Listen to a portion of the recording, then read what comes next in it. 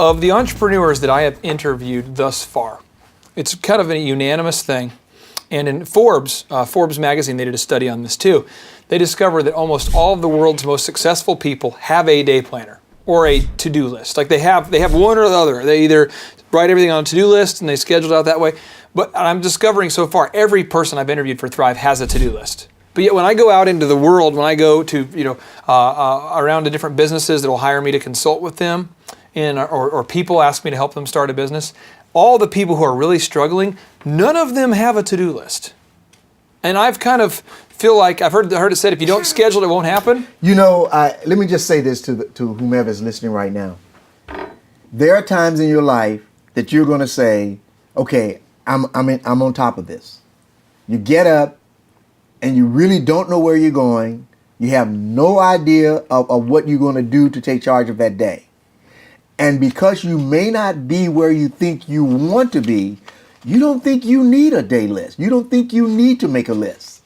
But once you start making a list of those things that you need to do, it sets your mind in a different way of thinking. And once you start that process, you will not want to be without it because you will recognize a higher level of expectancy of yourself and productivity of what you do. So a lot of people, they'll say, I just make sure we're on the same page. They'll say, I don't need a to-do list right now because I don't have a lot going on. Right. It's just me. I have this job. I'm a barista. I'm working at the ice cream store. I'm an insurance guy. I'm a muffler dude. All I need is, I don't need a to-do list. No.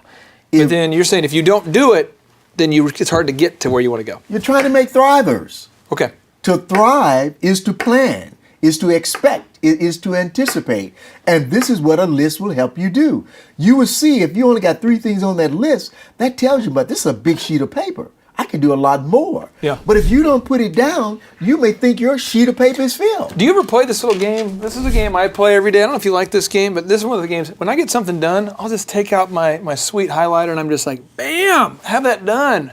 And I said, I have that done. I'm starting to feel really good. For some reason, it makes me feel good when I fill it out. And then I start running out of room because I'm at, something else happens. So I start putting stuff like, call Steve. And I start writing like these, I make these additions to and by the end of the day, it's just packed. Well, what mine's, if you see that one where the 1 is, put a check mark there. You do the check. I check. And I go through at the end of the day and I look for check marks. That makes you feel good. And when I see a lot of check marks, that tells me productivity has taken place. I have learned a new secret to your heart, my friend. So the check mark is where it's at. Yeah, productivity has taken place. So entrepreneurs have so many distractions. So for instance, in my day today, these are real things that happened, and I won't throw anybody under the bus on a nationally rebroadcasted platform, but here we go.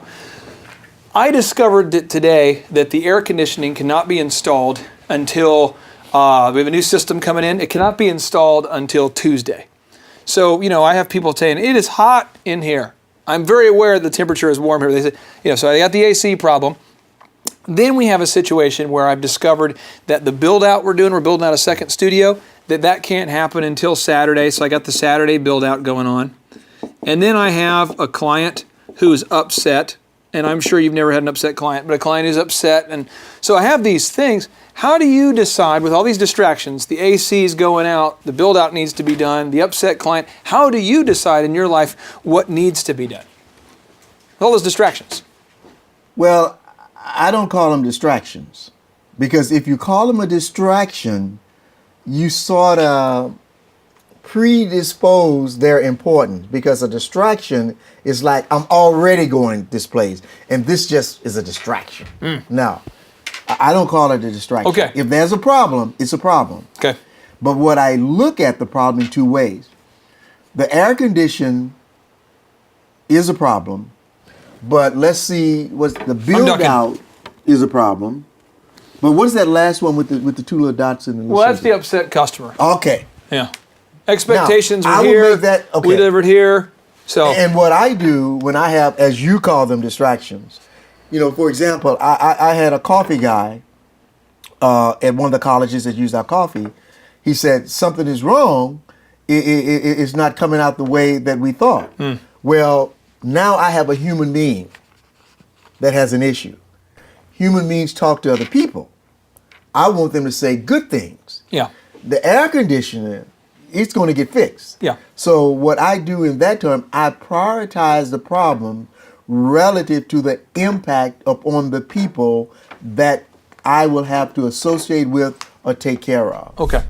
So that's a screen. That's a big red alert in your mind. Okay, that goes right up to the top. If it's people focused, Okay. that is a huge red alert. Now I'm going to ask you this. I don't know that I'm going to agree with you, and then I'll probably go home and then learn I was wrong. So, but let's say that this person is upset, right? Mm-hmm. And this person is not somebody that you want to do business with. Okay. Like you go, that's a crazy. I mean, we sold coffee to that person, and I wish I wouldn't have because they're crazy. I mean, it's that 1 out of 100. Mm-hmm. They still go to the top. I mean, if you feel like, because this is like, for me in this particular situation, it might be like a 1 out of every 9 months kind of person, mm-hmm. where you're just like, whoa, would you? But in your mind, any time there's a problem with the person, you right up to the top, or do you say, well, I'll get to that after the AC? No. If it's a people problem, I handle it. And sometimes if it's a problem where I feel that I'm right and they may be wrong, I still treat it as if they are right. I take the time to write them a note, give them a call, whatever I need to do, because people tend to be the bridge to your next opportunity. People tend to be the bridge to your next opportunity. That's a notable quotable from Clifton Talbert. Unbelievable.